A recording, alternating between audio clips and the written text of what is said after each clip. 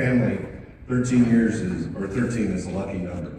My wife's grandfather, I think he was born on the 13th, got married on the 13th, went into World War II, flew 25 missions in a B-17, 17 missions in a B-24, and exited on the 13th. So it's a good number for us.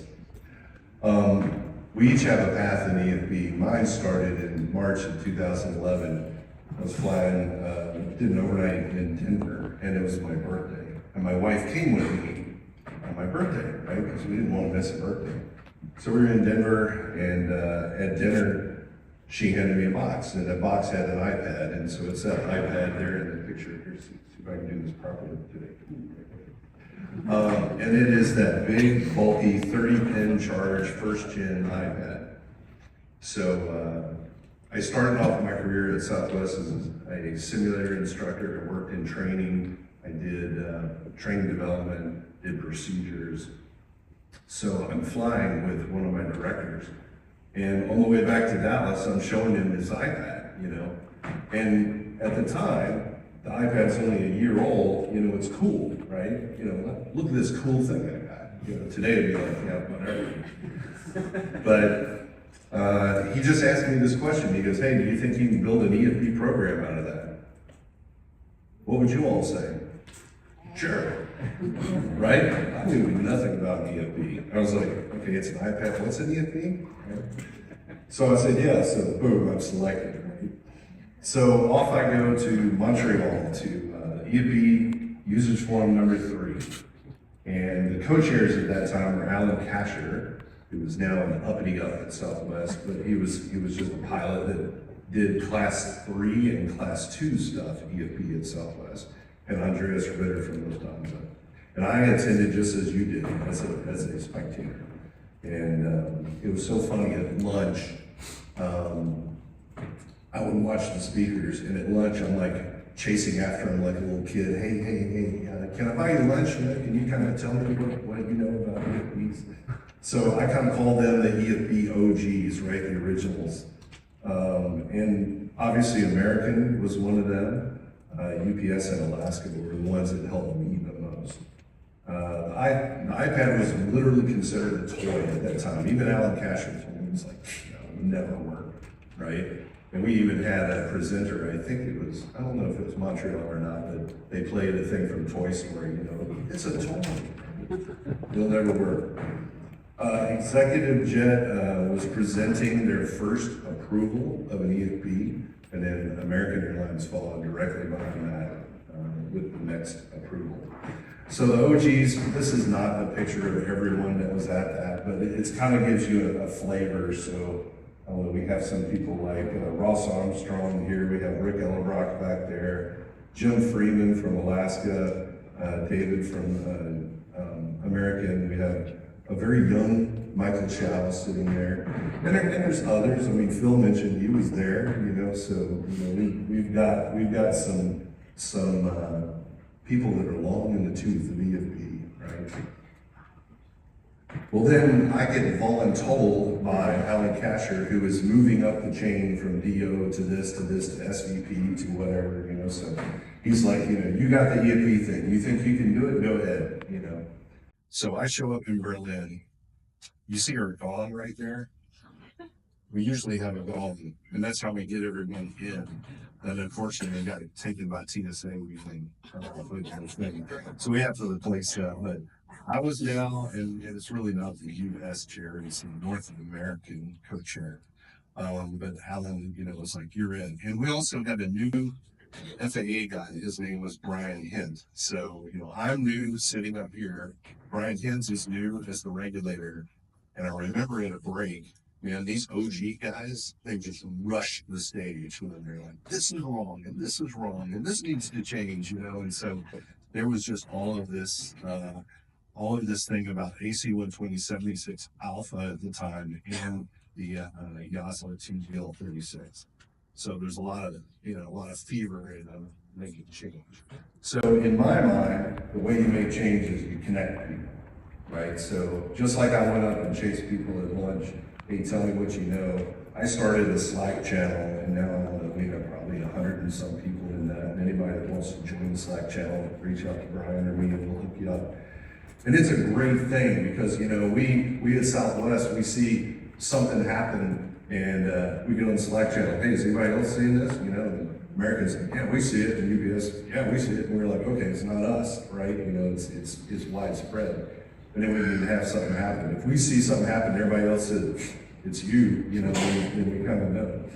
So it's kind of airlines helping airlines, you know, vendors helping vendors, and we're forming relationships and stuff like that. Michael Chow, who is not here, unfortunately, because I would love to press him about, you know, pushing shortcuts and stuff.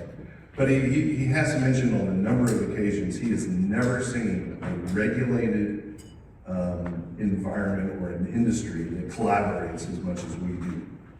And I think that's pretty cool. I think everyone else is just very, you know, tight-lipped and, you know, don't want to, you know, I got the secret sauce, you know. So change, yes, we brought a lot of change. You know, I kind of like that little napkin there, you know, because napkin's a big thing in Southwest. It's a regulatory document.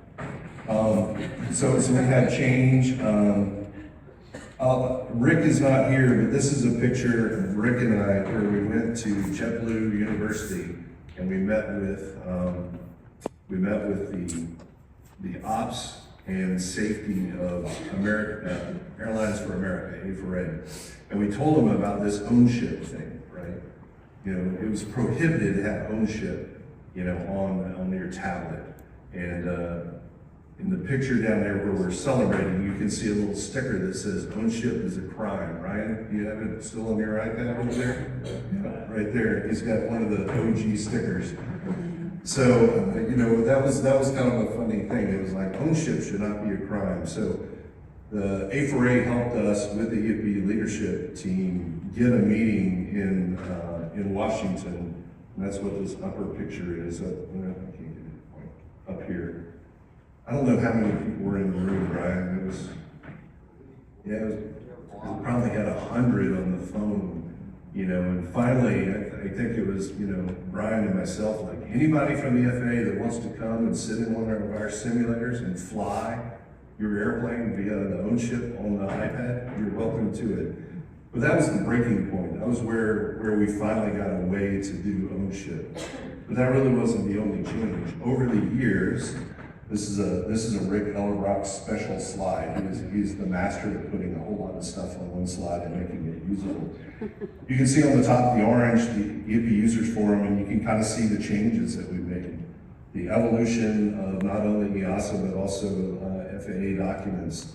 And that's why we're pushing for decompression change and things like that. That's where this forum really makes change. And we've done a lot over the history. So I have been involved since the 3rd till today, so that purple box there. And when you look at it, it's like, man, that's a ton of events. You know, my kids have traveled to 14 countries. You know, that's awesome. We've had a great time. And there was a call out special about this one in Chicago. You're right, Gary. My wife's birthday, our anniversary, my mother-in-law's birthday, their anniversary. Yeah, it took precedence, sorry. Yeah, sometimes you just gotta do it. And yeah, that's where Gary Users stopped me at Southwest one day and said, hey, I want to take your picture. And I'm like, that's really odd. Okay. So he took a picture of me, then right there, right outside of our cafeteria. And then the next thing you know, Flat Will is still in my office, right behind my desk. There's Brian. There were some other pictures that I could not post to Flat Will, like hanging out a window and stuff like that. I didn't want to scare anything, but yeah, Flat Will. So he does exist. So he was there, and I can tell Amy that I'm always in the office. Yeah. 24/7. We traveled a lot of places too, right? You know, it's been an amazing journey. 7,900 attendees in 25 in-person events. And yeah, we did one virtually during COVID. So, you know, we've done a lot. And we've worked hard. Did I mention this yesterday? Get your head out of your apps, right? This picture up here is the very last printed Jepson manual ever made.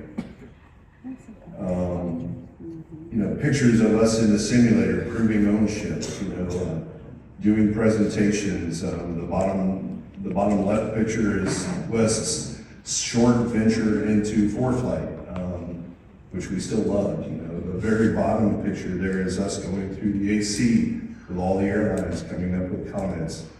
So a lot of work hard, right? But there's been a lot of fun stuff too. Rodding a camel. Did I ever think I would ride a camel?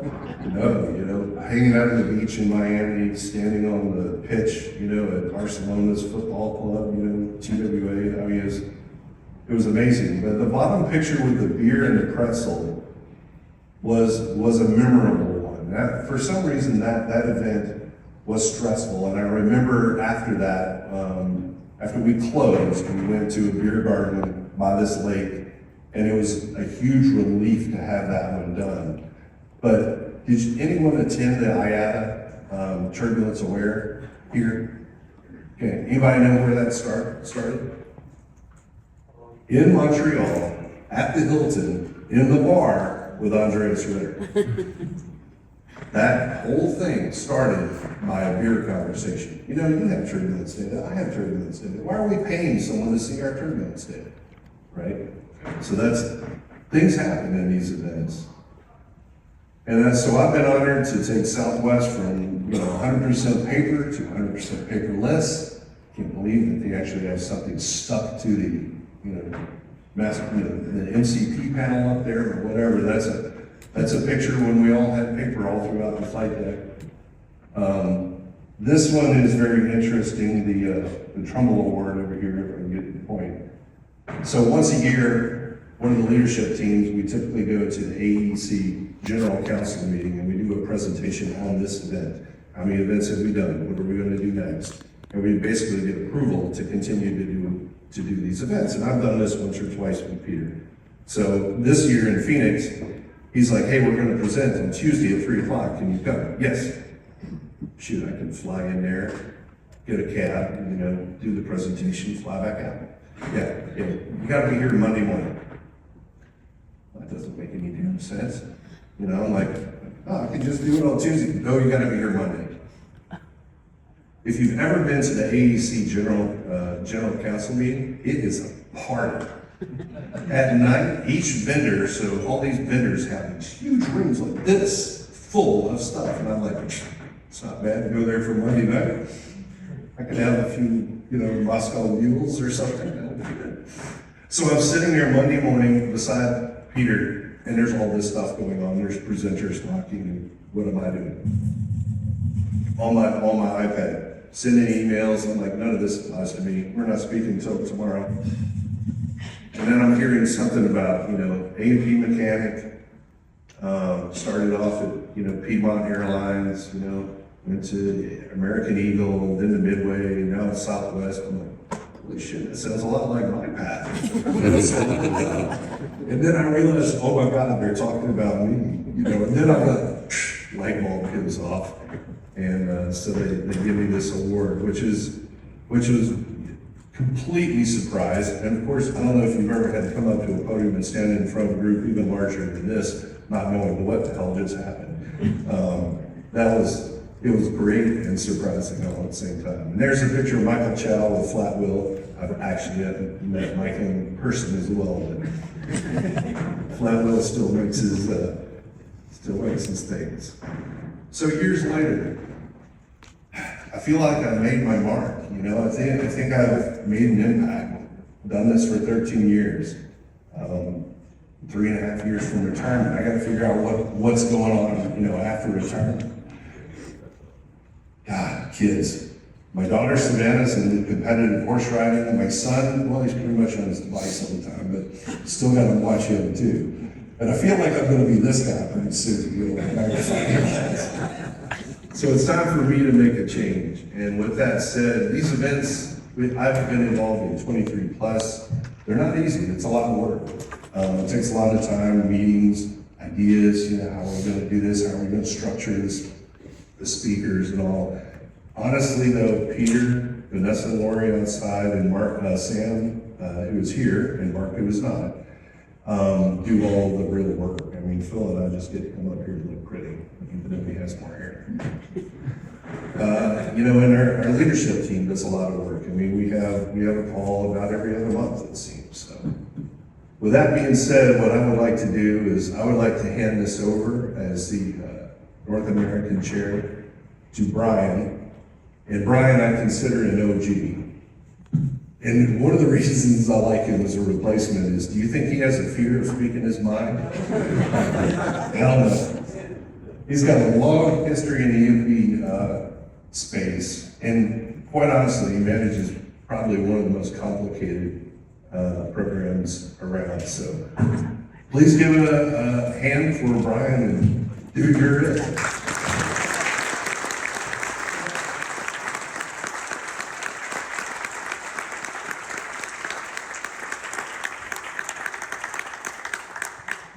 You all know I don't have a filter. So, just ask me what you want to know. I was a lieutenant the skipper came to, so really want to know what the jails are thinking. Will, thank you for this honor, for the leadership council that decided to choose me. I only have 3.5 years to retire as well, so we will be looking around for some help.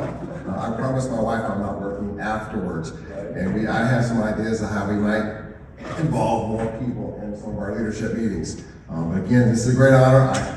I got a lot of crap to stand up to. You and David Clark, when I first started helping him, back in 2011, I flew a Snowball Express flight with David Clark. And he showed me an iPad with a Jefferson chart on it. And I instantly said, how can I help? Well, I saw the value in it.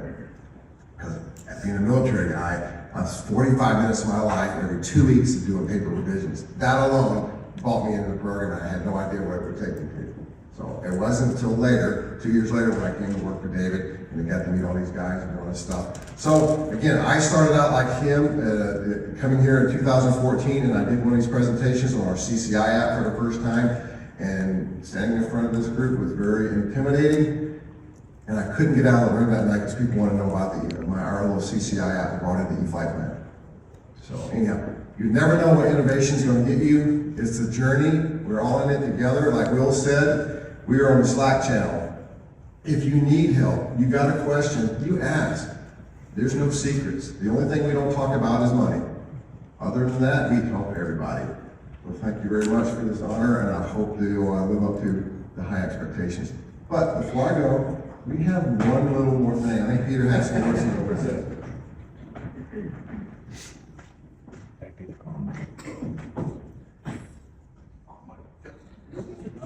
So we made it a custom here that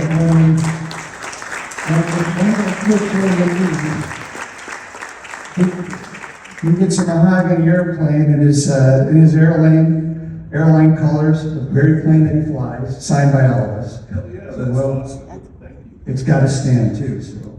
It's just Have fun getting it home. Lots of clothes, but I got new pivot shirts. Okay. Thank you all very much. That's awesome. Thank you.